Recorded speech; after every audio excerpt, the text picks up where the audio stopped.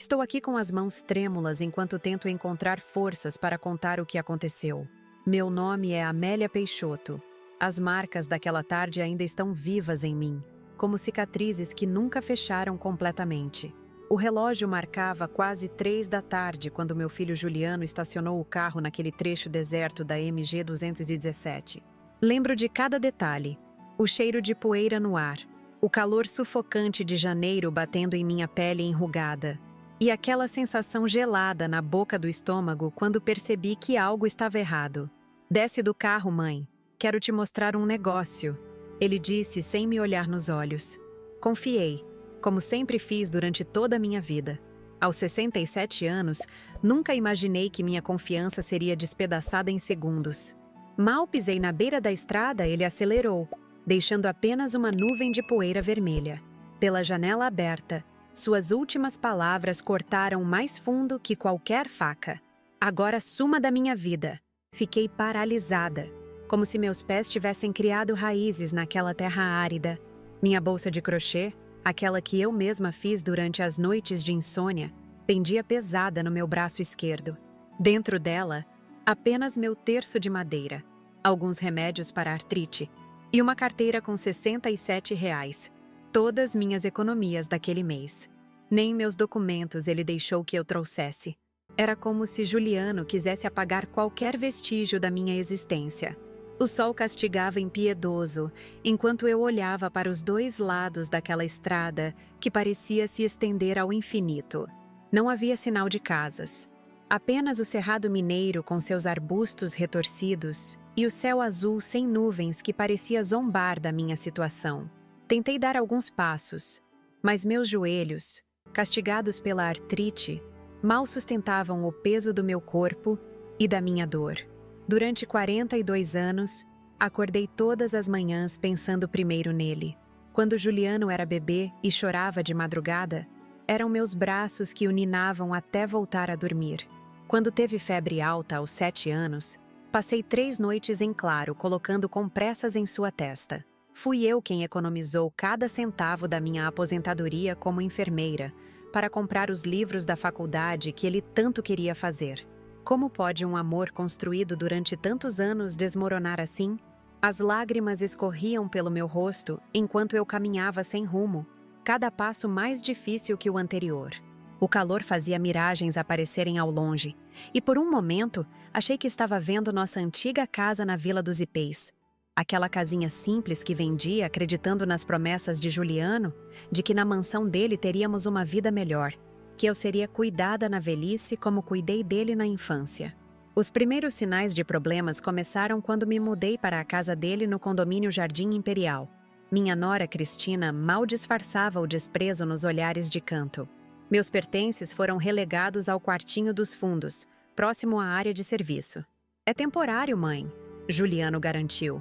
6 meses se passaram e o temporário virou permanente. Nas festas de família, eu era apresentada como a babá da Vitória, nunca como a avó ou a mãe dele. Cada vez que isso acontecia, um pedacinho do meu coração se partia. Naquela manhã, antes do abandono, ouvi uma discussão acalorada entre Juliano e Cristina. "Precisamos resolver o problema da velha", ela disse. "Sua mãe está atrapalhando nossos planos. Rodrigo e Patrícia não vão querer fechar negócio se descobrirem sua origem." Não entendi o que minha presença tinha a ver com os negócios imobiliários dele, mas senti o peso daquelas palavras. Algumas horas depois, Juliano apareceu no meu quarto com um sorriso que não alcançava seus olhos. "Mãe, vamos dar uma volta? Dona Cida está com saudades, pensei em passarmos lá." Acreditei. Vesti meu melhor vestido florido, passei um batom clarinho nos lábios ressecados e até coloquei aquele perfume de lavanda que ganhei no Natal, passado da minha neta Vitória. Estava feliz com a possibilidade de ver minha amiga de décadas. A cada quilômetro que nos afastávamos da cidade, uma ansiedade crescente tomava conta de mim. "Filho, a casa da Cida não é por aqui", comentei hesitante. "Estamos indo por outro caminho, mais bonito", respondeu seco, sem desviar os olhos da estrada. Quando chegamos àquele trecho isolado, entendi que não haveria visita nenhuma. Era o fim da linha para mim. O relógio da minha vida parecia ter congelado naquele momento. As memórias se embaralhavam em minha mente enquanto o sol começava sua descida no horizonte. 3 horas se passaram desde que fui abandonada, e nenhum carro havia passado. Sentei-me à sombra rala de um pequeno arbusto. As pernas já não respondiam mais. A sede apertava, e o medo de passar a noite ali, sozinha, começou a me consumir. Foi quando ouvi o ronco de um motor ao longe. Uma caminhonete antiga, azul desbotada pelo tempo, diminuiu a velocidade ao me ver. Um senhor de cabelos grisalhos e pele curtida pelo sol abaixou o vidro. Era seu Antônio Brito, como descobriria depois. Meu Deus, senhora! A senhora está bem? O que aconteceu? Sua voz áspera carregava uma genuína preocupação que há tempos eu não ouvia dirigida a mim. Não consegui responder de imediato. As palavras se engasgaram na garganta seca, e as lágrimas, que pensei já terem secado, voltaram com força. Entre soluços, consegui apenas dizer: meu filho me deixou aqui. Seu Antônio não precisou ouvir mais. Desceu da caminhonete, me ajudou a levantar com cuidado, como se eu fosse feita de porcelana, e me conduziu até o banco do passageiro. A senhora precisa de água e descanso. Meu armazém fica logo ali na frente. Vamos cuidar da senhora primeiro, depois resolvemos o resto. Aquela bondade de um estranho contrastava dolorosamente com a crueldade do meu próprio filho. Enquanto a caminhonete avançava lentamente pela estrada, olhei pela janela para o céu que começava a se tingir de laranja. Nunca imaginei que aos 67 anos estaria vivendo o dia mais difícil da minha vida. E muito menos imaginava que esse dia seria apenas o começo de uma revelação que mudaria para sempre nossa história familiar.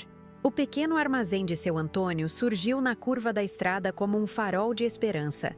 Um lugar simples, com telhado de zinco e paredes de tijolos à vista. Na varanda, uma senhora de cabelos brancos presos em um coque nos observava chegar. Dona Josefa, esposa de seu Antônio, veio ao meu encontro assim que me viu. Suas mãos calejadas seguraram as minhas com firmeza e gentileza. Venha, minha querida. Vamos entrar. Está começando a esfriar. Eu ainda não sabia, mas aquele casal de desconhecidos seria o início da minha salvação. E foi naquele armazém simples que comecei a juntar os cacos do meu coração partido, sem imaginar que a verdade guardada por 42 anos estava prestes a vir à tona da forma mais inesperada. O conforto daquele armazém foi temporário, mas suficiente para que eu pudesse reorganizar meus pensamentos e entender como cheguei àquela situação extrema. A verdade é que os sinais estavam lá, todos eles, como pequenas rachaduras que eu preferi ignorar até que tudo desabasse. Tudo começou há exatamente 8 meses, quando vendi minha casinha na Vila dos Ipês. Aquele lugar simples guardava décadas de memórias. As paredes azul claras que pintei com minhas próprias mãos, o jardim onde cultivava ervas medicinais, a rede na varanda onde embalei Juliano tantas vezes. Foi ali que ele deu seus primeiros passos, onde perdeu seu primeiro dente, onde voltava correndo da escola para me mostrar seus desenhos. Cada canto daquela casa contava nossa história. A decisão de vendê-la não foi fácil.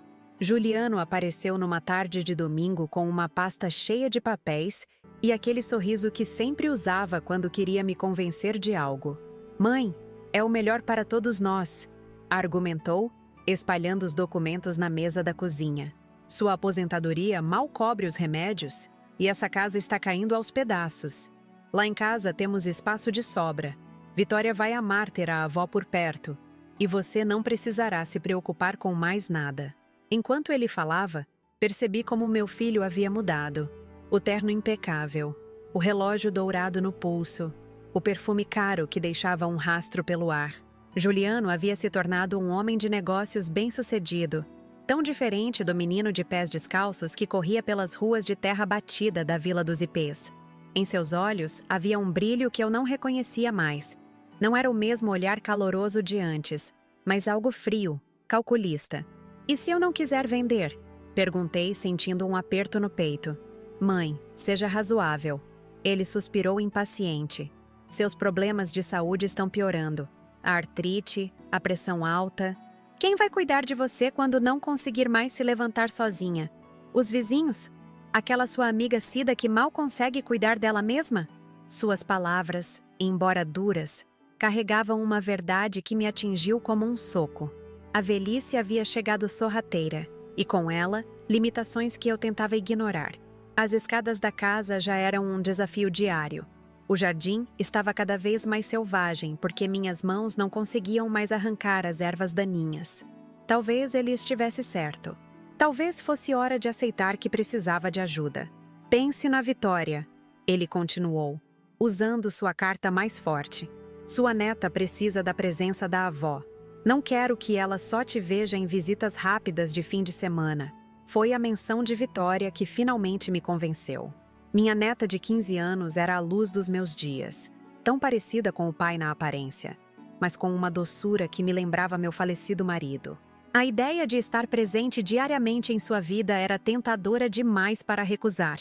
Assinei os papéis com a mão trêmula, confiando que estava fazendo a escolha certa.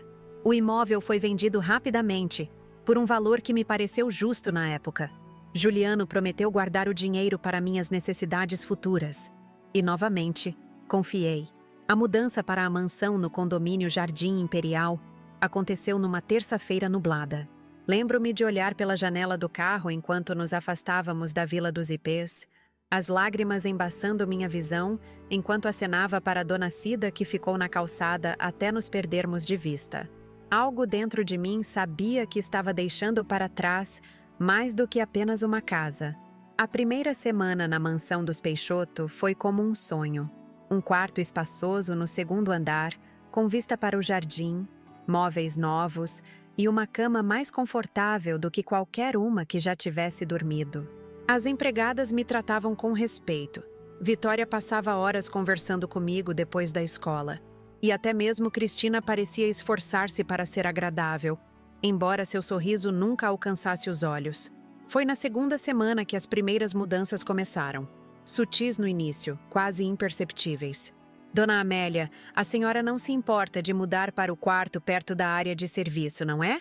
Vamos receber hóspedes importantes do exterior e precisamos deste quarto, explicou Cristina uma manhã, enquanto supervisionava a arrumação da casa.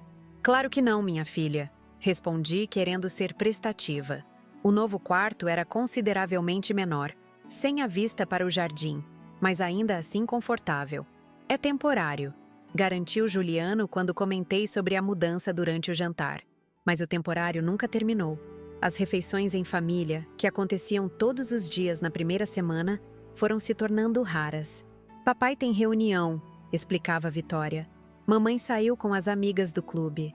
Comecei a fazer minhas refeições na cozinha, com as empregadas, que me olhavam com uma mistura de pena e constrangimento. Um dia, encontrei minhas fotos de família, aquelas que trouxe comigo da casa antiga, empilhadas em uma caixa no fundo do armário. As que estavam em porta-retratos haviam desaparecido das mesinhas e estantes. Fizemos uma renovação na decoração, justificou Cristina quando perguntei. Contratamos um designer de interiores que sugeriu um estilo mais minimalista. A mensagem estava clara, embora não dita. Eu não fazia parte da estética daquela casa. Minhas coisas, minhas memórias, não combinavam com a imagem que queriam projetar. As visitas de Vitória ao meu quarto também ficaram menos frequentes. Certa vez, ouvi uma discussão acalorada entre ela e a mãe no corredor. Por que não posso passar tempo com a vovó? Questionava minha neta. Vitória, sua avó precisa descansar. Além disso, você tem seus estudos, suas aulas de balé, seus compromissos sociais. Não pode ficar perdendo tempo com conversas sobre o passado. Aquelas palavras me feriram profundamente. Perdendo tempo. Era isso que minha presença significava para eles? O isolamento foi aumentando gradativamente. Juliano quase não falava mais comigo, sempre ocupado com seus negócios. Quando o encontrava pelos corredores da casa, ele mal me olhava nos olhos, respondendo minhas perguntas com monossílabos apressados. Cristina era educada, mas distante, como quem tolera um inconveniente necessário. Foi numa tarde de domingo, cerca de 5 meses após minha mudança, que ouvi por acidente uma conversa que mudaria tudo. Estava indo até a cozinha buscar meu chá quando vozes alteradas vindas do escritório de Juliano me fizeram parar no corredor. Ela não pode continuar aqui, Juliano. A voz de Cristina estava carregada de irritação. Os Mendonça vêm jantar na sexta-feira. Ricardo é o investidor mais importante para o nosso novo empreendimento. E você sabe como ele é tradicional. Se descobrir sobre sua mãe, sobre sua verdadeira origem, podemos esquecer a parceria. Fale baixo, respondeu Juliano. As paredes têm ouvidos. Estou farta de fingir. Sua mãe nem é sua mãe de verdade. Por que continuamos com essa farsa? Ela é uma enfermeira aposentada da Vila dos Ipês, por Deus. Não combina com nossa vida, com nossos amigos. Aquelas palavras me atingiram como um raio. Como Cristina sabia? O segredo que guardei por 42 anos, que nunca compartilhei com ninguém além do meu falecido marido, de alguma forma havia chegado aos ouvidos dela. Achei os documentos verdadeiros entre as coisas dela, continuou Cristina. O relatório do hospital, a ficha de abandono, tudo. Você sabe o que isso significa para nosso status social se vazar? O grande empresário Juliano Peixoto, orgulho de Ribeirão das Flores, na verdade é um bebê abandonado, filho de ninguém. Senti meus joelhos fraquejarem. Apoiei-me na parede para não cair, o coração batendo tão forte que pensei que eles pudessem ouvi-lo do escritório.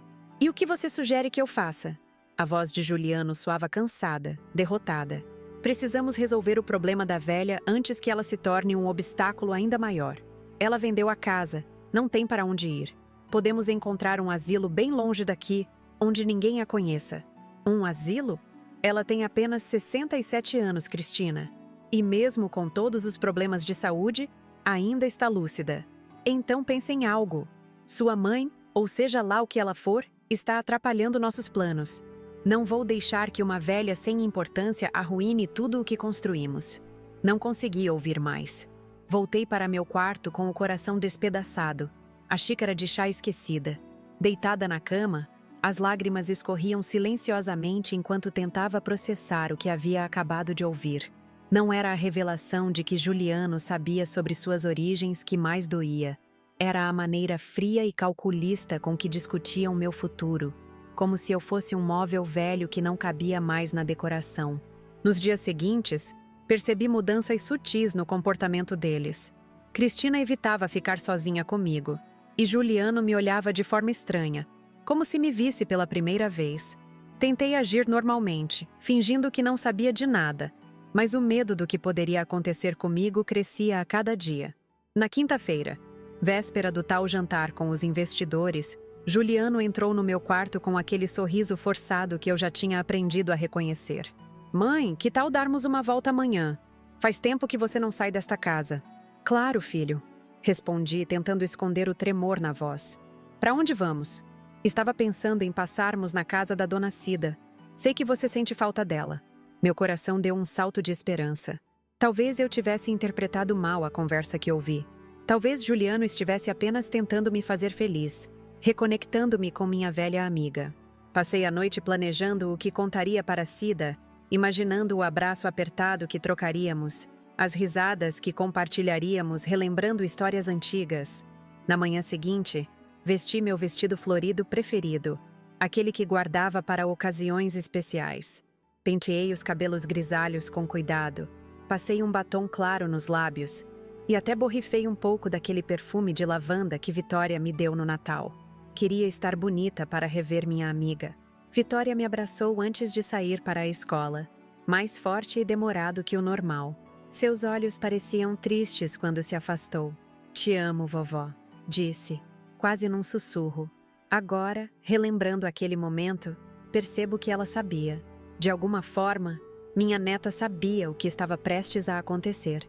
Juliano chegou pontualmente às 10 da manhã, vestindo roupas casuais.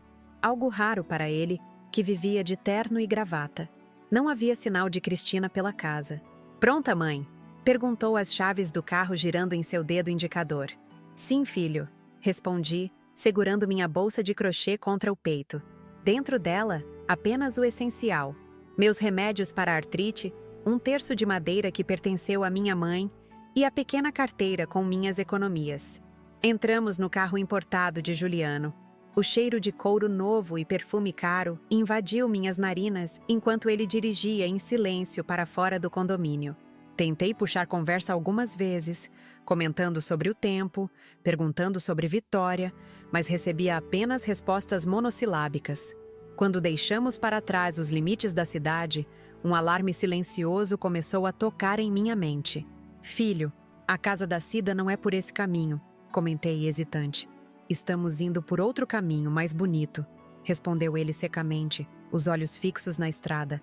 À medida que avançávamos pela estrada estadual, o silêncio dentro do carro tornava-se cada vez mais pesado. O verde do Cerrado Mineiro passava veloz pela janela e eu sentia meu coração acelerar a cada curva. Algo estava terrivelmente errado. Depois de quase 1 hora de viagem, Juliano diminuiu a velocidade e parou o carro no acostamento.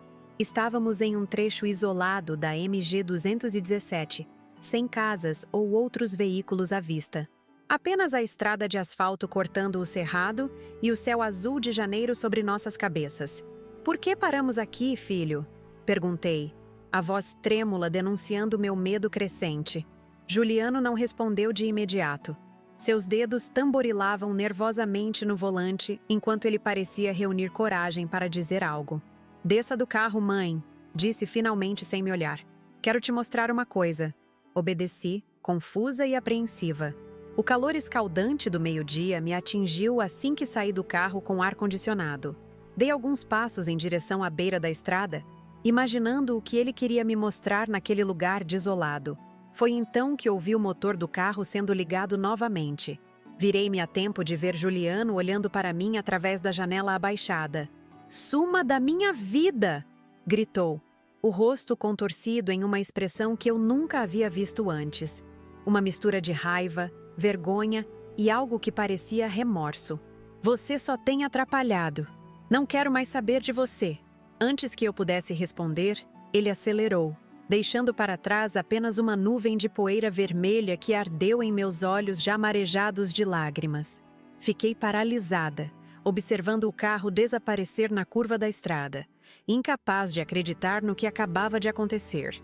O filho que carreguei nos braços, que ensinei a dar os primeiros passos, que cuidei durante doenças, que amei incondicionalmente por 42 anos, havia me abandonado como um objeto descartável na beira de uma estrada deserta.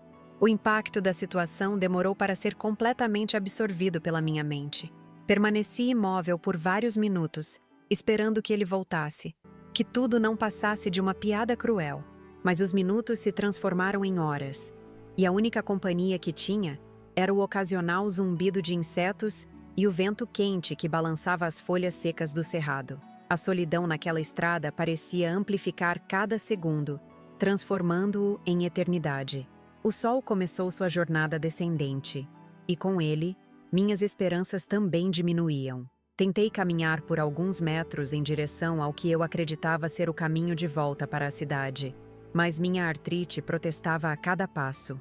A dor nas articulações se intensificava sob o calor implacável, e logo percebi que avançar sem água ou proteção contra o sol seria impossível. Encontrei um pequeno arbusto que oferecia uma sombra tímida e me sentei ali, a bolsa de crochê agora pesada em meu colo. Olhei para os remédios que carregava, calculando mentalmente quando seria hora de tomar a próxima dose. Ironicamente, aquelas pequenas pílulas que Juliano tantas vezes reclamou do preço, agora eram minha única conexão com uma rotina normal. A estrada permanecia vazia. Ocasionalmente, ouvia sons distantes que faziam meu coração acelerar na esperança de ser um carro se aproximando, mas eram apenas pássaros ou o vento movendo a vegetação seca. As horas passavam, marcadas apenas pela lenta mudança da posição do sol e pelo aumento da minha sede. "Socorro!" Tentei gritar uma vez, mas minha voz saiu fraca, engolida pela vastidão daquele lugar. Aquele pedido de ajuda trouxe à tona uma lembrança distante. Juliano, com 5 anos, perdido por alguns minutos num parque em Ribeirão das Flores, correndo para meus braços quando me avistou, lágrimas de alívio em seu rostinho. "Achei que tinha me abandonado, mãe", disse ele na época. A ironia da situação atual era dolorosa demais para contemplar. À medida que o sol começava a se pôr, o medo de passar a noite ali sozinha se tornou real e aterrador. Os sons do cerrado mudavam com a aproximação do crepúsculo. Nunca fui uma mulher de muitas posses ou luxos, mas naquele momento entendi o verdadeiro significado da palavra desamparo. Quando a tontura começou a me acometer, soube que estava desidratando. Senti meus lábios ressecados e rachados, a língua pesada na boca seca. Uma leve desorientação começou a embaralhar meus pensamentos. Será que alguém sentiria minha falta? Vitória certamente perceberia. Mas será que conseguiria fazer algo? Ou Juliano e Cristina inventariam alguma história para explicar meu desaparecimento? Foi quando ouvi o inconfundível som de um motor. Diferente das ilusões auditivas anteriores, este som aumentava progressivamente. Reuni as poucas forças que me restavam e me levantei, cambaleando até a beira da estrada. No horizonte, vi um ponto que crescia lentamente, um veículo se aproximando. Agitei meus braços freneticamente, sem me importar com a dor que o movimento causava. O veículo diminuiu a velocidade ao se aproximar. Uma caminhonete antiga de cor azul desbotada, com a carroceria carregada de caixas de legumes. Quando parou completamente, pude ver o motorista. Um senhor de idade, talvez uns 70 anos, cabelos brancos sob um chapéu de palha, pele morena marcada por décadas de trabalho ao sol. "Nossa Senhora! A senhora está bem?" perguntou ele, descendo da caminhonete com agilidade surpreendente para sua idade. Tentei responder, mas as palavras não saíam. Minha garganta estava tão seca que apenas um som rouco escapou. Minhas pernas finalmente cederam, e eu teria caído se aquele desconhecido não tivesse me amparado com braços surpreendentemente fortes. "Calma, minha senhora. Vou ajudar a senhora." Com cuidado, ele me conduziu até a caminhonete, abriu o porta-luvas e tirou uma garrafa térmica. "Beba devagar", orientou, enquanto me entregava a tampa da garrafa com um pouco d'água. "Se beber muito de uma vez, pode passar mal." Obedeci, sentindo o alívio imediato da água fresca descendo por minha garganta ressecada. Após alguns goles pequenos, senti minha voz retornar. "Obrigada", murmurei. "Deus mandou o senhor." "Me chamo Antônio Brito", apresentou-se. "Tenho um pequeno armazém alguns quilômetros adiante. O que aconteceu com a senhora? Está perdida?" As lágrimas, que pensei já terem secado sob o sol inclemente, voltaram com força. Entre soluços, contei o essencial. "Meu filho, ele me deixou aqui. Disse para eu sumir da vida dele." Vi o rosto do seu Antônio endurecer. Não era pena o que seus olhos expressavam, mas uma indignação profunda. "Que absurdo! Um filho abandonar a própria mãe desse jeito? Em que mundo estamos?" Ele ajudou-me a entrar na caminhonete, colocando minha bolsa com cuidado no meu colo. O banco de tecido gasto era o assento mais confortável que já senti depois de horas no chão duro da estrada. "Vou levar a senhora para meu armazém. Minha esposa Josefa vai cuidar da senhora enquanto eu busco ajuda. Isso não pode ficar assim." Durante o trajeto curto até o armazém, seu Antônio tentou me distrair contando sobre sua rotina. Era feirante, explicou. Ia até a cidade vizinha vender seus produtos 3 vezes por semana e estava voltando de uma dessas viagens. Se eu tivesse passado mais cedo ou mais tarde, talvez não tivesse visto a senhora. Deus escreve certo por linhas tortas, não é mesmo? Seu pequeno armazém era uma construção simples à beira da estrada.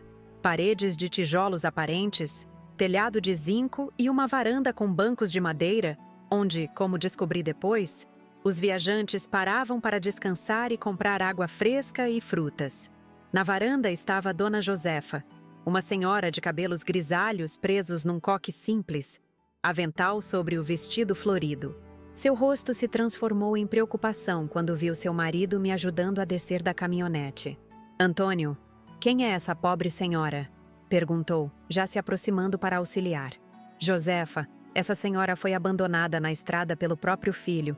Está desidratada e exausta. Precisamos cuidar dela enquanto vou até o posto da polícia rodoviária." Dona Josefa não fez mais perguntas. Com a eficiência de quem estava acostumada a cuidar dos outros, conduziu-me para dentro do armazém até uma pequena sala nos fundos, onde havia um sofá desgastado, mas limpo. "A senhora deite-se aqui. Vou buscar algo para comer e mais água. Depois a senhora me conta o que aconteceu, sem pressa." O acolhimento daquele casal de desconhecidos era tão genuíno que me fez chorar novamente, desta vez de gratidão. Enquanto Dona Josefa saía para buscar comida, Seu Antônio se ajoelhou perto do sofá e segurou minha mão enrugada entre as suas. Qual é o nome da senhora? Amélia, respondi. Amélia Peixoto. Dona Amélia, vou até o posto da polícia rodoviária que fica a uns 15 quilômetros daqui. Vou relatar o que aconteceu. O que esse filho fez é crime. A senhora sabe disso, né? Não havia pensado nisso ainda. A dor da rejeição sobrepunha qualquer consideração legal sobre o que Juliano havia feito. Não quero causar problemas, murmurei. Seu Antônio balançou a cabeça com firmeza. Não é a senhora quem está causando problemas. Foi seu filho que cometeu uma atrocidade. Abandonar uma pessoa idosa, ainda mais a própria mãe. Isso é crime grave. Precisa ser denunciado. Antes que eu pudesse protestar, Dona Josefa retornou com uma bandeja contendo um copo grande de água, um prato de sopa ainda fumegante e um pedaço de pão caseiro. O aroma da comida caseira despertou em mim uma fome que nem sabia que sentia. Coma devagar, Dona Amélia, orientou ela, sentando-se ao meu lado. Depois que a senhora se sentir melhor, vamos ligar para alguém da sua família. Deve ter alguém preocupado com a senhora. Enquanto comia, ouvi seu Antônio conversando em voz baixa com a esposa, explicando que iria buscar ajuda. Logo, o som da caminhonete partindo quebrou momentaneamente o silêncio que envolveu o armazém. Após terminar a refeição simples que me pareceu um banquete, comecei a sentir os efeitos do trauma físico e emocional daquele dia. Meu corpo doía completamente, e uma exaustão profunda se apoderava de mim. Dona Josefa percebeu meu estado e trouxe um cobertor leve. Descanse um pouco, Dona Amélia. Quando Antônio voltar, conversamos mais.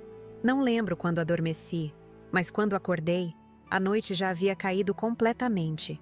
A pequena sala estava iluminada por uma lâmpada simples, e vozes conversavam em tom baixo próximo à porta. Ela precisa ser examinada por um médico, dizia uma voz masculina que não reconheci. Desidratação em idosos pode ser grave. Tentei me sentar, e o movimento chamou a atenção das pessoas presentes. Além de seu Antônio e Dona Josefa, havia um homem uniformizado. Reconheci o uniforme da polícia rodoviária. E uma mulher jovem vestindo um conjunto social. Dona Amélia, a senhora está acordada. Seu Antônio se aproximou. Trouxe o sargento Macedo e a doutora Renata, que é assistente social do município. Eles querem ajudar a senhora. O sargento Paulo Macedo era um homem de meia idade, rosto sério, mas gentil. Ele se aproximou e se apresentou formalmente. Dona Amélia, o senhor Antônio nos relatou uma situação muito grave. Abandono de idosos é crime previsto no Estatuto do Idoso. Precisamos registrar uma ocorrência e tomar as medidas cabíveis. A jovem assistente social, doutora Renata Campos, sentou-se ao meu lado no sofá. Suas mãos eram macias quando tocaram meu pulso para verificar meus sinais vitais. A senhora está apresentando sinais de desidratação moderada. Precisamos levá-la ao hospital para receber soro e passar por exames. Depois podemos conversar sobre os próximos passos.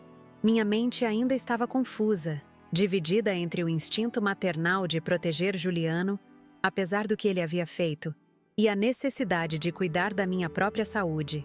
Meu filho, ele não é uma pessoa má, tentei explicar. Deve ter tido suas razões. O sargento Macedo trocou olhares com a assistente social. Vi naquele olhar que eles haviam presenciado situações semelhantes antes. Vítimas defendendo seus agressores.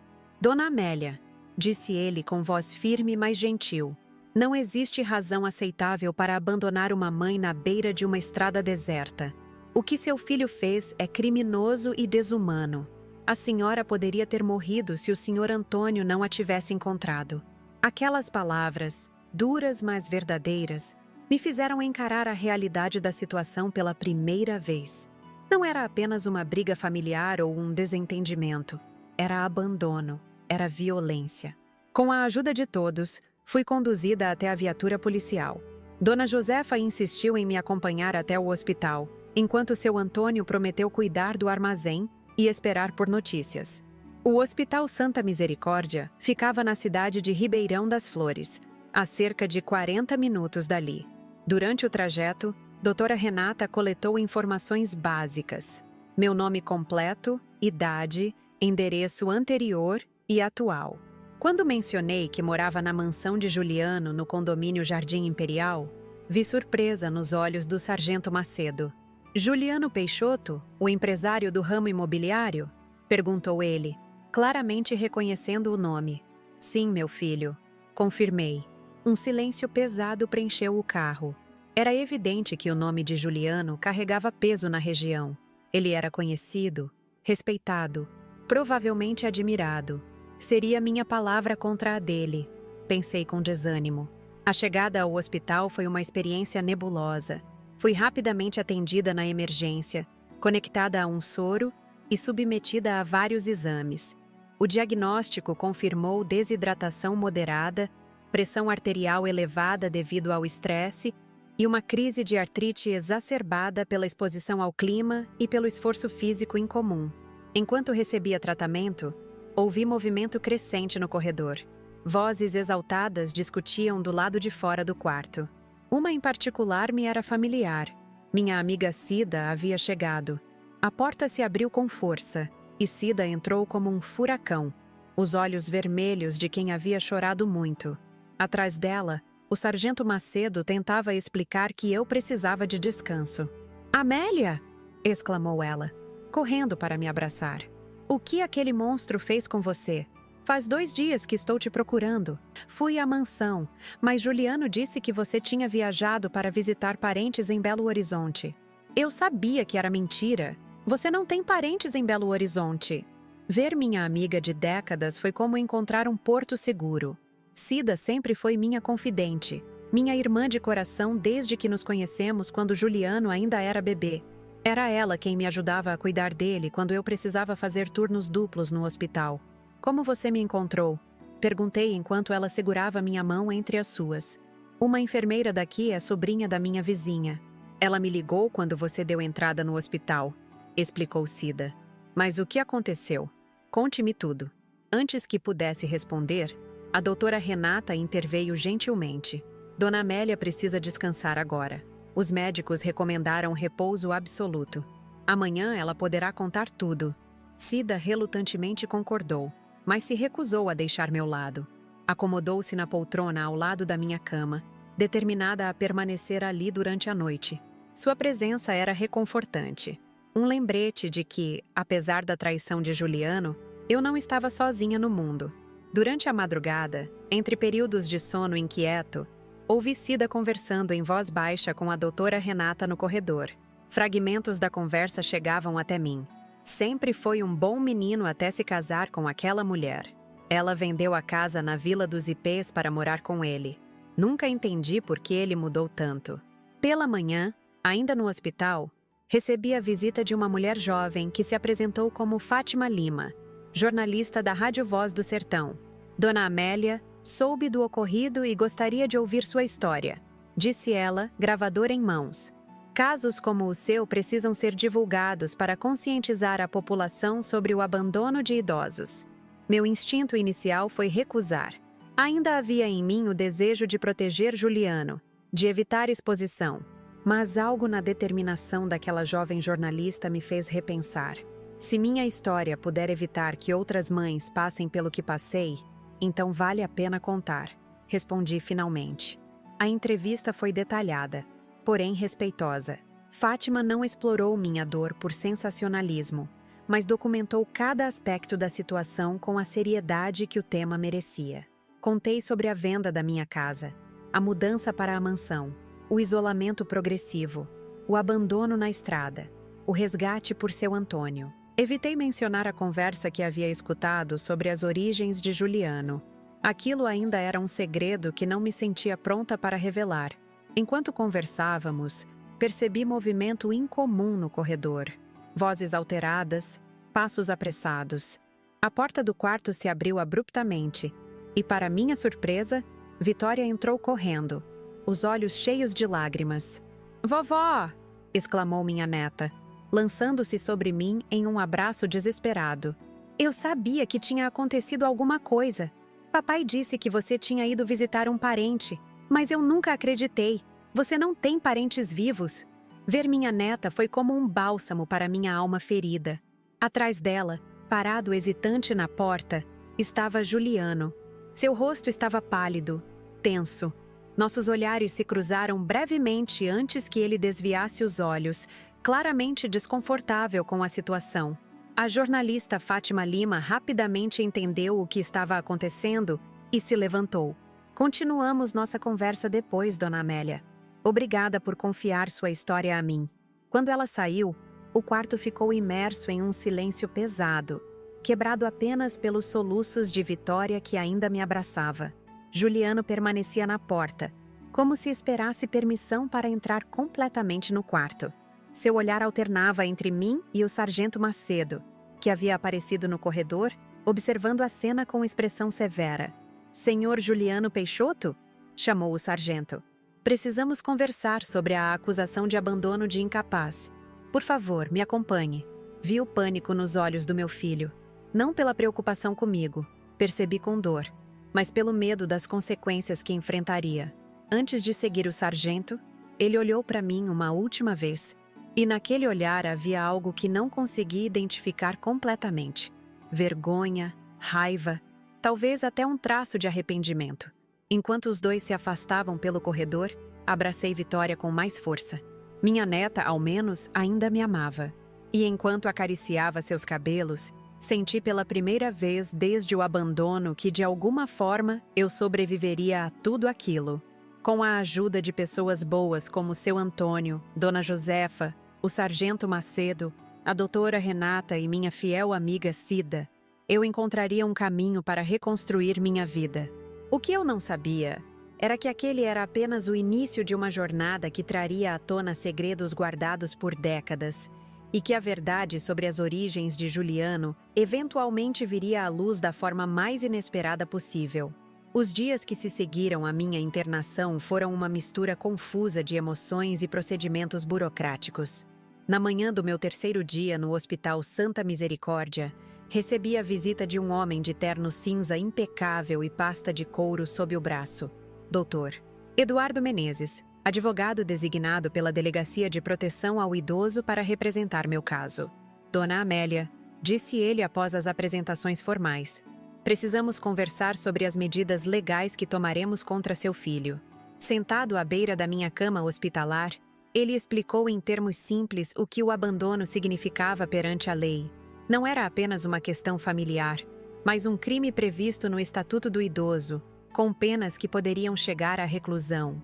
"Não quero que meu filho seja preso", confessei, ainda dividida entre a dor da traição e o amor maternal que resiste a tudo. "Só quero entender por que ele fez isso." Dr. Menezes me olhou com uma mistura de compaixão e determinação profissional. "Dona Amélia, compreendo seus sentimentos, mas o que aconteceu com a senhora não pode ficar impune. O processo seguirá independentemente, pois o Ministério Público assume casos como este de ofício. A questão agora é: a senhora concorda em testemunhar?" Fechei os olhos por alguns instantes, revivendo o momento em que Juliano acelerou o carro, deixando-me para trás. A poeira vermelha da estrada, o sol inclemente, a sensação de abandono absoluto. Lentamente, assenti com a cabeça. Sim, vou testemunhar. Não por vingança, mas pela verdade. Nos dias seguintes, minha recuperação física progrediu bem. A desidratação foi controlada, a pressão arterial estabilizada, e os medicamentos para a artrite ajustaram meu quadro de dor. Minha amiga Cida vinha todos os dias, trazendo roupas limpas e histórias da Vila dos Ipês para me distrair. Vitória conseguiu escapar da vigilância dos pais 2 vezes para me visitar, sempre chorosa e confusa com toda a situação.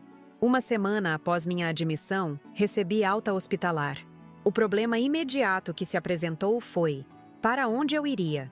Minha casa na Vila dos Ipês havia sido vendida, e retornar à mansão de Juliano estava fora de questão. "Você vem para minha casa, é claro?" declarou Cida sem hesitação. "Tenho um quarto de hóspedes que praticamente já é seu, de tantas vezes que você dormiu lá."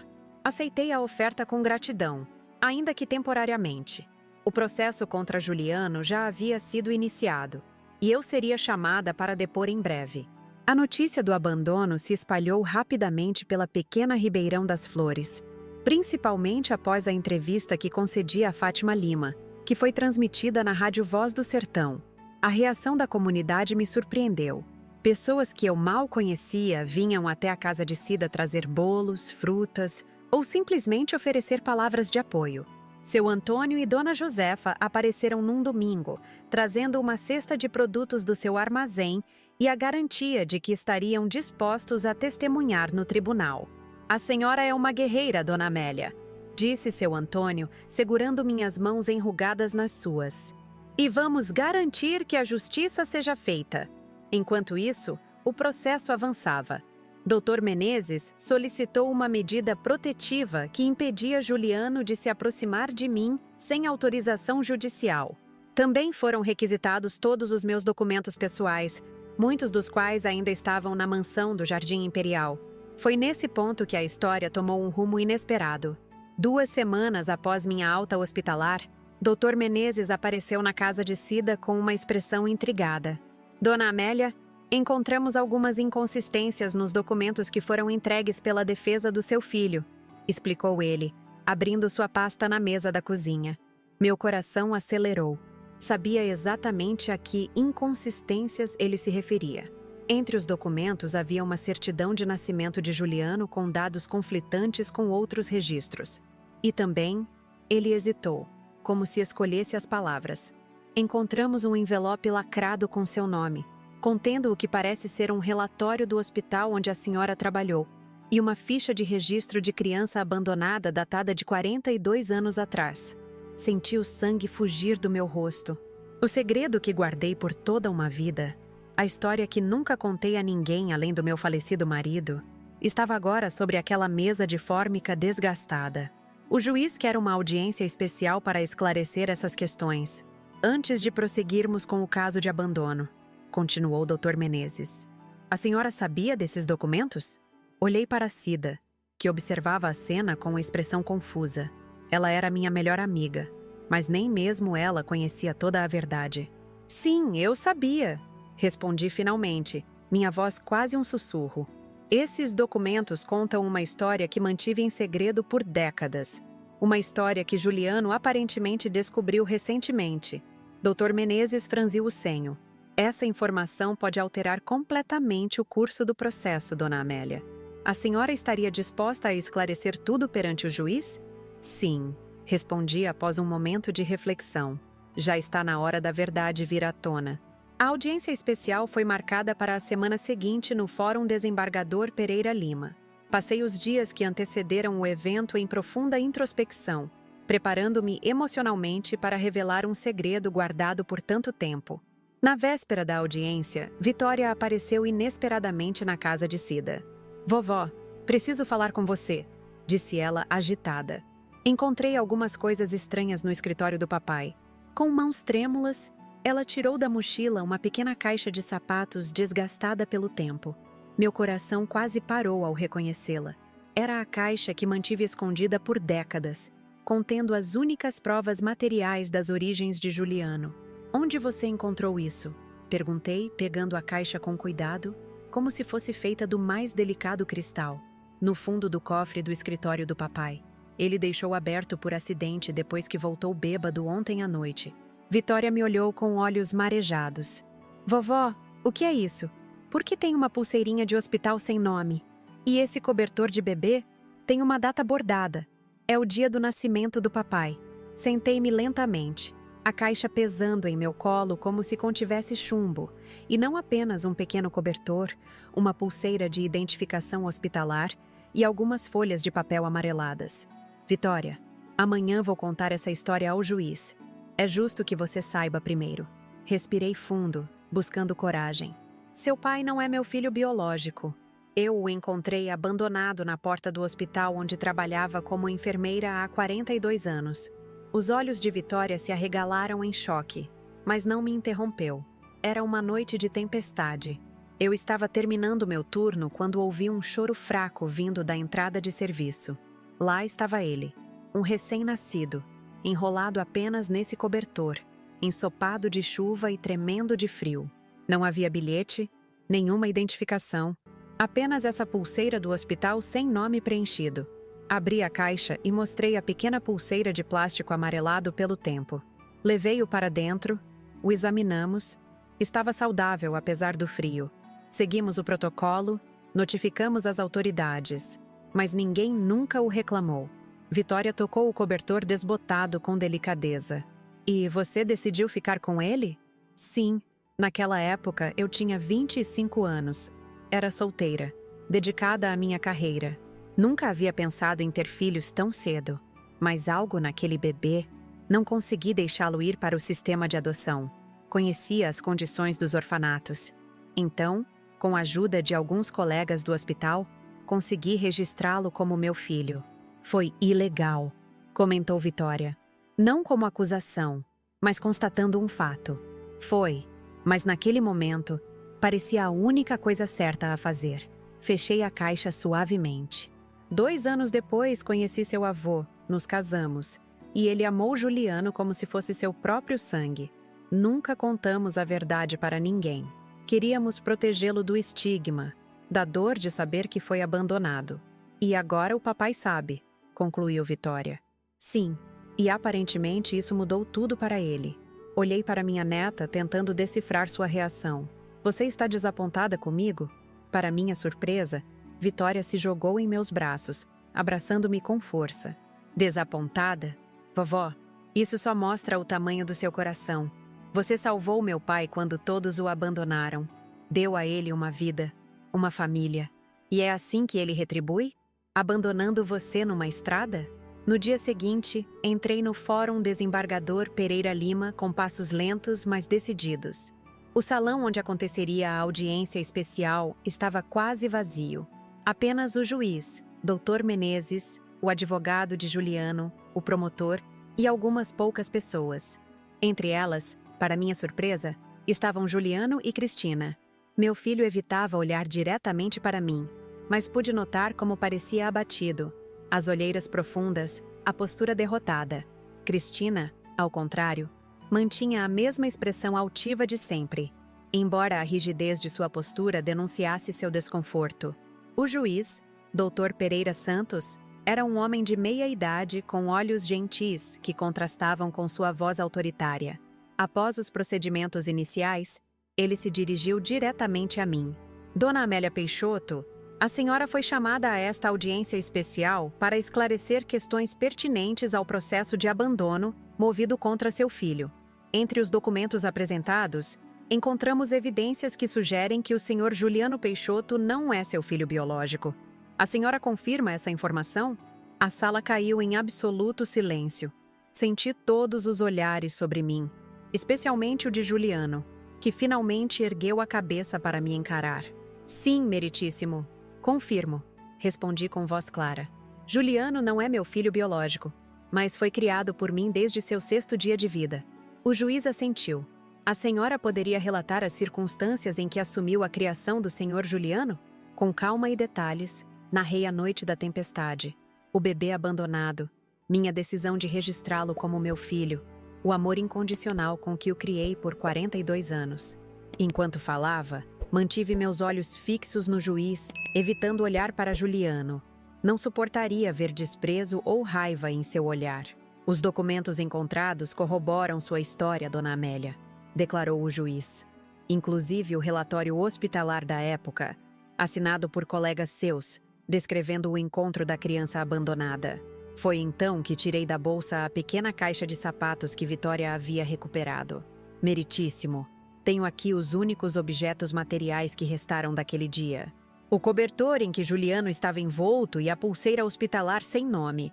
Guardei-os todos esses anos como lembrança, não como prova, pois nunca pretendi que essa verdade viesse à tona. O juiz permitiu que a caixa fosse apresentada como evidência.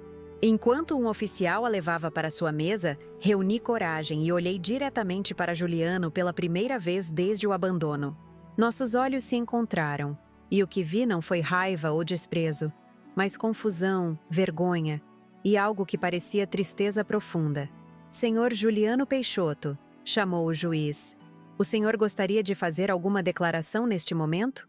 Juliano se levantou lentamente, parecendo subitamente envelhecido. Seu advogado sussurrou algo em seu ouvido, mas ele fez um gesto de dispensa. Meritíssimo, começou ele. a voz rouca como se não falasse há dias. Eu descobri esses documentos há alguns meses, enquanto procurava papéis da venda da casa da Dona Amélia.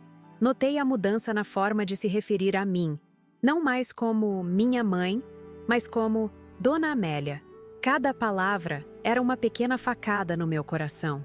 Minha esposa encontrou a caixa com os documentos e a história veio à tona, continuou ele. Foi devastador descobrir que toda a minha vida foi construída sobre uma mentira. Objeção, interrompeu o Dr. Menezes. A vida do Sr. Juliano foi construída sobre amor e cuidado, não sobre mentiras. Aceito a objeção, declarou o juiz. Sr. Juliano, continue, mas escolha suas palavras com mais cuidado. Juliano engoliu em seco. Peço desculpas. O choque da descoberta me afetou profundamente. Comecei a questionar tudo. Minha identidade, minha história, quem eu realmente era. A presença de Dona Amélia se tornou um lembrete constante dessa incerteza. Minha esposa sugeriu que seria melhor para todos se houvesse uma separação. E essa separação justifica abandonar uma senhora de 67 anos na beira de uma estrada deserta? A voz do juiz carregava indignação mal contida. Não, meritíssimo, respondeu Juliano abaixando a cabeça. Não há justificativa para o que fiz. Foi um momento de... não sei explicar. Algo simplesmente quebrou dentro de mim. O juiz observou-o por longos segundos antes de se voltar para mim. Dona Amélia, a senhora gostaria de dirigir algumas palavras ao Sr. Juliano?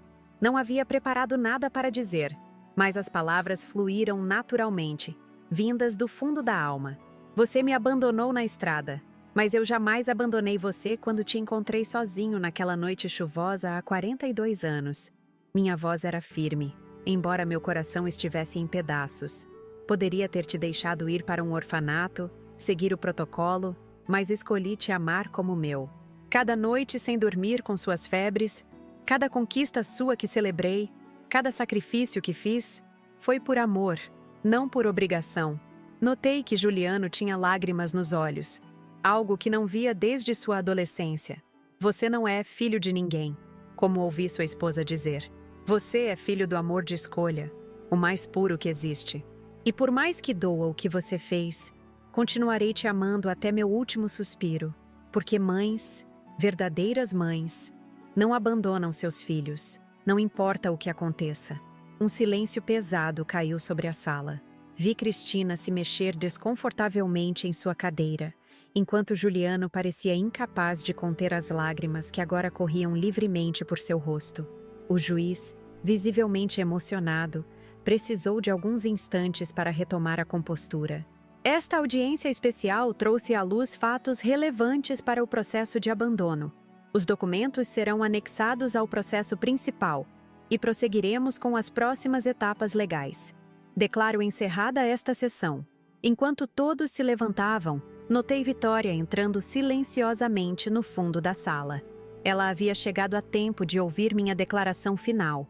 Com passos decididos, ignorando os protestos de seus pais, minha neta caminhou até mim e tomou minha mão entre as suas. Vovó, quero ir com você, declarou ela, alto o suficiente para que todos ouvissem. Não quero mais ficar naquela casa. Cristina avançou imediatamente. Vitória, o que pensa que está fazendo? Você é menor de idade e vai voltar para casa agora mesmo. A senhora não pode impedir que eu visite minha avó, respondeu Vitória com uma maturidade surpreendente para seus 15 anos. E assim que fizer 16, vou pedir emancipação se for preciso. Doutor. Menezes interveio. Na verdade, considerando as circunstâncias, podemos solicitar ao juiz um regime de visitas para que Vitória possa passar tempo regularmente com a avó. Aquela cena, no meio do fórum, marcava o início de uma nova fase. A verdade que ficou oculta por décadas agora estava exposta, não apenas para Juliano, mas para todos. Os documentos que comprovavam sua origem, a caixinha com o cobertor e a pulseira sem nome, tudo agora fazia parte de um processo oficial. Ao sair do fórum naquela tarde, amparada por Vitória de um lado e Cida do outro, senti um misto de exaustão e alívio. O peso do segredo não existia mais, substituído pela incerteza do que viria a seguir. Mas havia uma certeza em meu coração. Independentemente do resultado do processo, a verdade tinha finalmente libertado a todos nós. O que eu não podia prever era que aquela revelação seria apenas o começo de uma jornada de reconciliação que nos surpreenderia a todos. As semanas que se seguiram à audiência especial trouxeram mudanças profundas em minha vida.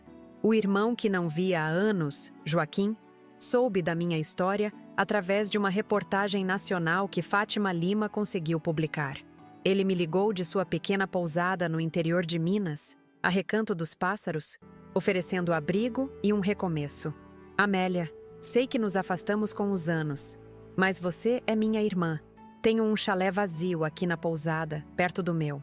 O ar da montanha vai fazer bem para sua artrite e você pode ajudar na horta medicinal, como sempre gostou. Aceitei o convite após muita insistência de Cida, que apesar de me querer por perto, entendia que eu precisava de um novo ambiente, longe das memórias dolorosas que cada esquina de Ribeirão das Flores agora carregava. A pousada Recanto dos Pássaros ficava a cerca de 100 quilômetros de distância, nas montanhas que circundam um vale verdejante. O local era exatamente como o nome sugeria. Um refúgio onde dezenas de espécies de pássaros criavam uma sinfonia natural do amanhecer ao anoitecer. Meu chalé era simples, mas acolhedor. Uma construção de madeira com varanda voltada para o nascer do sol, um quarto amplo, sala com lareira para os dias frios e uma pequena cozinha onde logo comecei a preparar os chás medicinais que aprendi a fazer ainda na infância com minha mãe. Joaquim, um senhor de 70 anos com cabelos completamente brancos e mãos calejadas pelo trabalho constante, era a imagem viva de nosso pai. Viúvo há mais de uma década, ele transformara a antiga fazenda da família naquela pousada que atraía turistas em busca de tranquilidade e contato com a natureza. Este lugar salvou minha vida após a morte de Regina, confessou ele enquanto me mostrava a propriedade. Talvez possa ajudar você a reconstruir a sua. Ele estava certo. Aos poucos, a rotina simples da pousada foi curando feridas que eu nem sabia que existiam. Acordar com o canto dos pássaros, cuidar da horta medicinal, ajudar na preparação do café da manhã para os hóspedes, atividades que me davam propósito e me conectavam novamente com a pessoa que eu era antes de todo o trauma. Dr. Menezes me mantinha informada sobre o andamento do processo contra Juliano. A acusação formal de abandono de incapaz havia sido aceita, e meu filho respondia em liberdade, mas com medidas restritivas, incluindo o uso de tornozeleira eletrônica e a proibição de sair da comarca. As provas são contundentes, Dona Amélia, explicou o advogado durante uma ligação. Com o depoimento do seu Antônio, da Dona Josefa, as evidências médicas do seu estado de desidratação e sua própria declaração, a condenação é praticamente certa. Parte de mim sentia alívio ao saber que haveria justiça, mas outra parte, a mãe que persistia apesar de tudo, sofria ao imaginar Juliano enfrentando as consequências legais de seus atos. 15 dias após minha mudança para a pousada, recebi uma visita inesperada. Estava na horta colhendo erva cidreira quando Joaquim apareceu acompanhado de Vitória. "Surpresa, vovó!" exclamou ela, correndo para me abraçar. Minha neta parecia diferente. Algo em seus olhos demonstrava uma maturidade nova, como se os eventos recentes a tivessem forçado a crescer rapidamente. "O juiz autorizou que eu passe um fim de semana por mês com você", explicou ela, enquanto caminhávamos de braços dados até meu chalé. "Foi ideia do Dr. Menezes. Ele disse que seria importante para minha estabilidade emocional manter contato regular com minha avó." A presença de Vitória trouxe luz e juventude para a pousada. Passamos o fim de semana explorando trilhas, identificando plantas medicinais e conversando. Longas conversas sinceras onde, pela primeira vez, pude compartilhar histórias da infância de Juliano sem medo de tocar em assuntos proibidos. "Como ele era quando bebê?" perguntou Vitória, enquanto estávamos sentadas na varanda observando o pôr do sol. "Um bebê tranquilo. Quase nunca chorava", respondi, deixando as memórias fluírem livremente. Tinha olhos enormes e curiosos, sempre atentos a tudo. Seu primeiro sorriso foi aos 2 meses, quando balançava chocalhos coloridos sobre seu berço. Seu pai Seu avô Carlos costumava dizer que Juliano nasceu com alma de empresário, porque sempre queria tudo ao seu alcance. E vocês nunca pensaram em contar a verdade para ele? Suspirei, sentindo o peso daquela decisão que agora parecia tão equivocada. Quase contamos quando ele completou 18 anos. Chegamos a preparar um jantar especial, mas no último momento faltou coragem. Ele estava tão feliz naquela noite, falando sobre seus planos para a faculdade. Seu avô e eu decidimos que não havia necessidade de perturbar a felicidade dele com uma revelação que poderia causar confusão e dor. Vitória ficou em silêncio por alguns instantes, processando minhas palavras. Acho que entendo, vovó. Vocês queriam protegê-lo, mas alguns segredos são pesados demais para carregar, não são? A sabedoria daquela jovem de 15 anos me surpreendeu. Sim, querida. Alguns segredos se transformam em correntes que acabam nos aprisionando, em vez de nos proteger.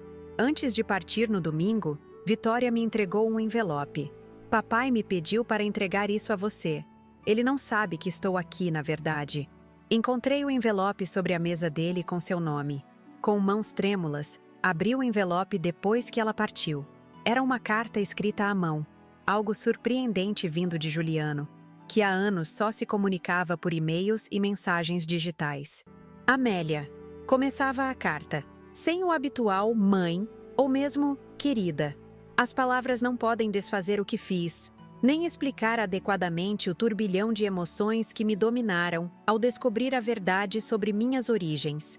A revelação de que fui abandonado ao nascer e posteriormente adotado de forma irregular desencadeou em mim uma crise de identidade que nublou meu julgamento. Isso não justifica meu ato imperdoável. Nada justifica. Abandoná-la naquela estrada foi a ação mais covarde e cruel que já cometi em toda a minha vida. E o arrependimento me consome diariamente. Sei que um pedido de desculpas é insuficiente, mas é tudo que posso oferecer neste momento, junto com a garantia de que enfrentarei as consequências legais de meus atos sem buscar atenuantes. O processo segue seu curso, e aceitarei qualquer punição que a justiça determinar. Estou buscando ajuda psicológica para entender minhas ações e as raízes da minha instabilidade emocional. Vitória tem sido uma luz em meio às trevas que criei ao meu redor. Ela me lembra diariamente do quanto você significa, não pelo sangue, mas pelo amor e dedicação que demonstrou durante toda a minha vida. Não espero perdão, nem ouso pedir reconciliação. Apenas queria que soubesse que, apesar de tudo, sou grato pelo amor que me deu quando ninguém mais quis me acolher. Com um arrependimento sincero, Juliano. A carta me deixou em estado de choque. Não pelas palavras de arrependimento que soavam genuínas, mas pela ausência da influência de Cristina. Em nenhum momento ele mencionou a esposa ou usou justificativas externas para seu comportamento. Havia ali o primeiro lampejo do filho que eu conhecia, por baixo das camadas de arrogância e materialismo que haviam se acumulado com os anos. Guardei a carta numa gaveta e tentei não pensar muito nela nos dias seguintes. Concentrei-me na rotina da pousada, agora aumentada pelas responsabilidades que Joaquim gentilmente me confiava, desde o controle de reservas até a supervisão do café da manhã, trabalhos que me mantinham ocupada e útil. 2 semanas depois da visita de Vitória, uma forte tempestade de verão atingiu a região. Chuva torrencial caía ininterruptamente há mais de 5 horas, transformando as estradas de terra em lamaçais intransitáveis. Os hóspedes permaneciam em seus chalés, e eu estava em casa preparando uma sopa de legumes quando ouvi batidas insistentes na porta. Ao abrir, deparei-me com Joaquim, encharcado da cabeça aos pés, acompanhado de uma figura igualmente molhada que não reconheci imediatamente. Amélia, desculpe incomodar com esse temporal, mas tem alguém aqui que insistiu muito em te ver, disse meu irmão, afastando-se para revelar a pessoa ao seu lado. Por um momento, pensei estar tendo uma alucinação. Ali, tremendo de frio, ensopado como se tivesse nadado, em vez de caminhado, estava Juliano. "O que você está fazendo aqui?" perguntei, o choque me impedindo de ser mais acolhedora. "Precisava te ver", respondeu ele, a voz embargada. Caminhei os últimos 3 quilômetros porque a estrada está intransitável para carros. Joaquim sempre sensível, murmurou algo sobre buscar toalhas secas e desapareceu na chuva, deixando-nos sozinhos. Posso entrar? Pediu Juliano, parecendo subitamente menor e mais vulnerável do que eu jamais o vira. Hesitei apenas por um segundo antes de abrir completamente a porta. Entre, você vai pegar uma pneumonia. Ele entrou, deixando um rastro de água pelo assoalho de madeira. Parecia desorientado, observando o ambiente simples do chalé com olhos que buscavam algo para se fixar que não fosse meu rosto. Você recebeu minha carta? Perguntou finalmente. Sim, Vitória me entregou. Silêncio. O som da chuva contra o telhado preenchia o vazio da conversa que nenhum de nós sabia como iniciar. Tire essas roupas molhadas. Instruí, caindo automaticamente no papel maternal. Vou buscar algo seco para você vestir. Encontrei um roupão velho de Joaquim e algumas toalhas. Quando voltei, Juliano havia removido os sapatos e o paletó encharcado, mas permanecia no mesmo lugar, como se temesse avançar mais para dentro do meu espaço. Tome, ofereci o roupão e as toalhas. Pode se trocar no banheiro. Vou esquentar um chá. Enquanto ele se trocava, tentei organizar meus pensamentos e emoções. A última vez que o vira fora no tribunal, e antes disso, seu rosto contorcido de raiva abandonando-me na estrada. Não estava preparada para esse encontro, para a confusão de sentimentos que sua presença provocava. Amor, mágoa, esperança, medo, tudo misturado em meu peito como as nuvens de tempestade lá fora. Quando Juliano reapareceu, vestindo o roupão grande demais para sua estrutura, parecia quase infantil, lembrando-me do menino que corria para minha cama durante tempestades como aquela. Sente-se, indiquei a cadeira próxima à lareira acesa. O chá vai esquentar você. Ele obedeceu em silêncio, aceitando a caneca fumegante que lhe ofereci. Seus olhos estavam vermelhos, e não apenas do vento frio da tempestade. Por que você veio, Juliano? Perguntei finalmente, sentando-me na cadeira oposta. Ele segurou a caneca com ambas as mãos, como se buscasse conforto no calor que emanava dela. Minha audiência final é amanhã. O juiz vai proferir a sentença. Sua voz era baixa, quase um sussurro. Provavelmente serei condenado a 3 anos de reclusão, talvez em regime semiaberto, considerando que sou réu primário. Sinto muito, respondi sinceramente. Apesar de tudo, a ideia de vê-lo na prisão me causava dor física. Não sinta, retrucou ele, finalmente erguendo os olhos para me encarar. Mereço cada dia dessa pena. O que fiz? Não tem justificativa. Ficamos em silêncio novamente, o crepitar da lenha na lareira subindo e descendo como a respiração de um ser vivo entre nós. Não vim pedir perdão, continuou ele. Não tenho esse direito. Só precisava te ver uma última vez antes da sentença e dizer pessoalmente o quanto me arrependo. Não só do abandono, mas de como tratei você nos últimos anos. De como permiti que Cristina a isolasse, a diminuísse. E onde está Cristina agora? Perguntei, percebendo que ele havia mencionado a esposa pela primeira vez. Um sorriso triste cruzou seu rosto. Indo para São Paulo, provavelmente. Pediu o divórcio na semana passada. Disse que não vai permanecer casada com um criminoso condenado, especialmente um que nem nome de família verdadeiro tem. A crueldade daquelas palavras me atingiu como um golpe físico. Juliano? Não, interrompeu ele, levantando uma mão. Não a defenda. Você sempre viu o pior dela e tentou me alertar, mas eu estava cego. Ou talvez não quisesse ver. Cristina sempre foi assim, obcecada por status, por aparências. Foi ela quem insistiu que nos livrássemos de você quando descobriu a verdade sobre minhas origens. Temia que isso afetasse nossos negócios, nossa posição social. E Vitória? Seus olhos se suavizaram pela primeira vez. Vitória é incrível, tão forte, tão íntegra. Pediu para morar com você, sabia? Depois da audiência, disse que não queria mais viver sob o mesmo teto que Cristina e eu. Só aceitou permanecer em casa porque o juiz ainda não autorizou a mudança permanente. Não me surpreendi. Vitória havia deixado clara sua intenção durante sua visita. Quando soube que Cristina estava partindo, pensei que poderia ser uma oportunidade para recomeçar com Vitória, continuou ele. Mas então veio a confirmação da data da sentença, e percebi que nosso recomeço terá que esperar. Anos, talvez. A chuva começou a diminuir lá fora, dando lugar a um tamborilar mais suave contra as janelas.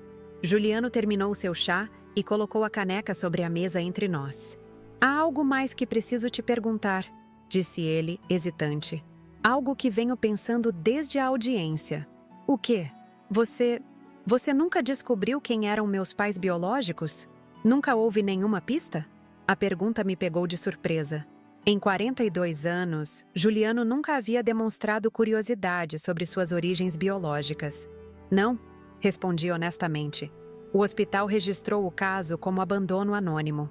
A pulseira hospitalar sugeria que você havia nascido em alguma maternidade, mas não havia marcas ou códigos que permitissem rastrear. Naquela época, os sistemas não eram conectados como hoje. Fizemos um anúncio no jornal local sobre um bebê encontrado, mas ninguém nunca apareceu. Juliano assentiu lentamente. Entendo. Às vezes me pergunto quem eles eram, por que me abandonaram, se estavam desesperados, se eram muito jovens, ou se simplesmente não me queriam. Não importa porque eles o deixaram, respondi, sentindo a força maternal despertar dentro de mim. O que importa é que eu o encontrei, e nunca, nem por um segundo, me arrependi de tê-lo acolhido como meu. Nesse momento, algo pareceu quebrar dentro de Juliano. Seus ombros começaram a tremer, e lágrimas silenciosas escorreram por seu rosto. Sem pensar, levantei-me e fui até ele, ajoelhando-me ao seu lado como fazia quando ele era criança e tinha pesadelos. Me perdoe, soluçou ele, a voz embargada. Por favor, me perdoe. Coloquei minha mão enrugada em seu rosto, enxugando suas lágrimas como fizera tantas vezes ao longo dos anos. Eu já perdoei, filho. No momento em que vi seu rosto no tribunal, já havia perdoado. Foi a primeira vez desde o abandono que o chamei de filho, e a palavra pareceu quebrar a última barreira entre nós. Juliano deslizou da cadeira e ajoelhou-se na minha frente, abraçando-me pela cintura e enterrando o rosto em meu colo, soluçando como uma criança. Ficamos assim por muito tempo, os papéis invertidos. Eu de pé, amparando-o, ele ajoelhado, buscando conforto. O filho pródigo retornando, não para reclamar sua herança, mas para implorar por um lugar em casa novamente. Quando finalmente se acalmou, Juliano ergueu o rosto marcado pelas lágrimas e pronunciou as palavras que eu não esperava ouvir. Você é minha mãe, a única que já tive, a única que sempre terei. Não pelo sangue, mas por escolha. Sua escolha naquela noite de tempestade. E minha escolha agora, se você ainda me aceitar como filho. Meu coração, que achei ter sido despedaçado para sempre naquela estrada deserta, começou a se recompor naquele momento. Não completamente. Algumas cicatrizes permaneceriam, mas o suficiente para que eu pudesse responder. Assim como te acolhi naquela noite, ainda há lugar para você em meu coração. A chuva finalmente cessou, e um raio de sol penetrou timidamente pelas nuvens que se dispersavam, iluminando o interior do chalé.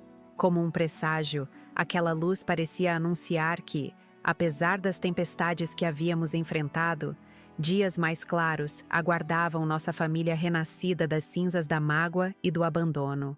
Hoje, quando olho pela janela do meu chalé na pousada Recanto dos Pássaros e vejo as montanhas ao longe, penso na incrível jornada que me trouxe até aqui.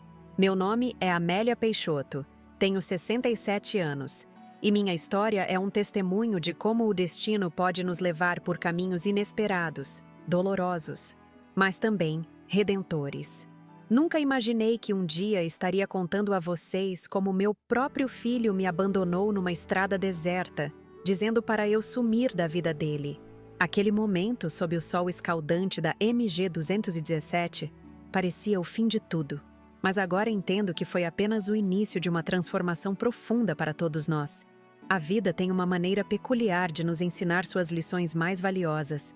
Quando vendi minha casinha na Vila dos Ipês para morar com Juliano, acreditei estar fazendo a escolha certa. Não percebi os sinais de que algo estava errado. O quarto que foi trocado para perto da área de serviço, os olhares de desprezo de Cristina, o isolamento crescente, as conversas sussurradas sobre resolver o problema da velha. Quando seu Antônio parou sua caminhonete azul e me encontrou desidratada e confusa na beira daquela estrada, Foi como se a vida me enviasse um anjo. Aquele simples armazém de beira de estrada se transformou no primeiro porto seguro após a tempestade. A bondade de desconhecidos, seu Antônio, Dona Josefa, o Sargento Macedo, a assistente social, doutora Renata, me mostrou que ainda existia compaixão num mundo que parecia ter se tornado frio demais para mim. O hospital, a denúncia, o processo judicial. Cada etapa parecia me aproximar mais da verdade que guardei por 42 anos. O segredo sobre as origens de Juliano, que pensei estar protegendo ao não revelar, acabou se tornando uma bomba relógio que explodiu da pior forma possível. Naquela audiência especial no Fórum Desembargador Pereira Lima, quando finalmente olhei nos olhos de Juliano e disse: "Você me abandonou na estrada, mas eu jamais abandonei você quando te encontrei sozinho naquela noite chuvosa há 42 anos." Senti como se um peso enorme saísse dos meus ombros. A verdade, por mais dolorosa que fosse, finalmente estava livre. A reação de Vitória foi uma das bênçãos inesperadas em meio ao caos. Minha neta, com apenas 15 anos, demonstrou uma maturidade e um senso de justiça que me encheram de orgulho. Sua decisão de ficar ao meu lado, de visitar-me regularmente na pousada de Joaquim, foi como um bálsamo para meu coração ferido. E então veio aquela tarde de tempestade, tão semelhante à noite em que encontrei Juliano bebê, a imagem dele encharcado à minha porta, tremendo não apenas de frio, mas de emoção contida, ficará para sempre em minha memória. Seu arrependimento sincero, suas lágrimas, o momento em que se ajoelhou diante de mim pedindo perdão, tudo isso marcou o início da cura para nós dois. Juliano cumpriu sua pena no regime semiaberto durante 2 anos. Cada visita permitida era um pequeno passo em direção à reconciliação. Ao sair, transformou completamente sua vida. A mansão do Jardim Imperial, que um dia foi símbolo de status e aparências, tornou-se o centro de acolhimento Amélia Peixoto para idosos e crianças abandonadas. Um lugar onde histórias como a nossa podem encontrar um final diferente. Vitória, agora com 18 anos, decidiu estudar Direito, inspirada pelo Dr. Menezes e por tudo que vivenciamos. Ela diz que quer defender pessoas vulneráveis, especialmente idosos, garantindo que nenhuma avó precise passar pelo que passei. Quanto a mim, divido meu tempo entre a pousada Recanto dos Pássaros e o centro de acolhimento. Na pousada, cuido da horta medicinal e compartilho meus conhecimentos de ervas com os hóspedes.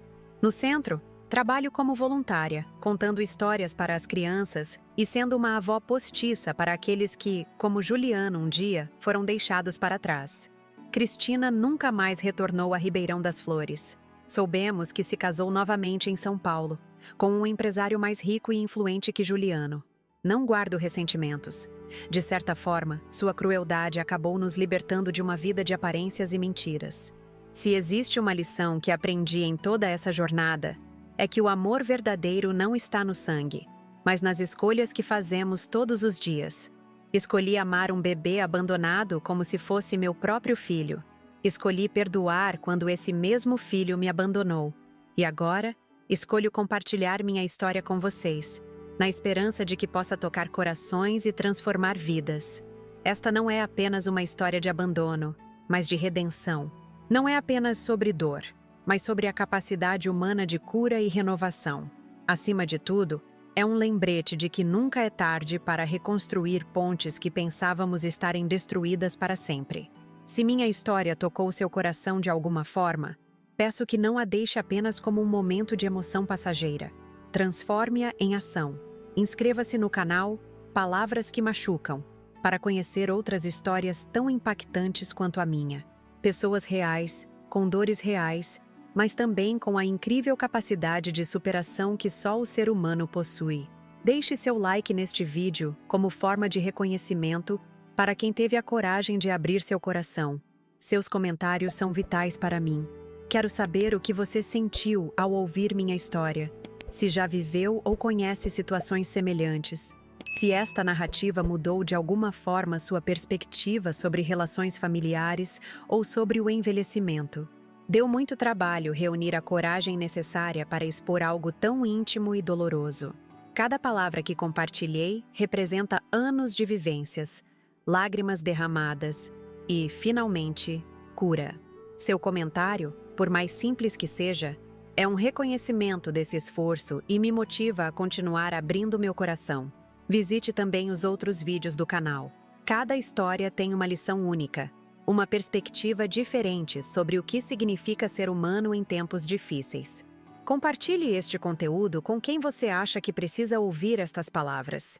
E se este trabalho tocou você profundamente, considere nos ajudar através do Valeu Demais, uma forma de doação que nos permite continuar trazendo essas histórias importantes diariamente. Seus recursos ajudam a cobrir os custos de produção, deslocamento para entrevistas e toda a estrutura necessária para manter o canal funcionando com a qualidade que vocês merecem. Com sua ajuda, podemos alcançar mais pessoas, contar mais histórias e, talvez, transformar mais vidas. De Ribeirão das Flores para todo o Brasil, aqui é Amélia Peixoto, 67 anos, ex-enfermeira, mãe por escolha, avó por amor, uma mulher que foi abandonada na estrada da vida, mas encontrou seu caminho de volta para casa. Obrigada por me ouvirem, obrigada por me acolherem. E lembrem-se, nossas cicatrizes contam nossas histórias, mas não precisam determinar nosso futuro.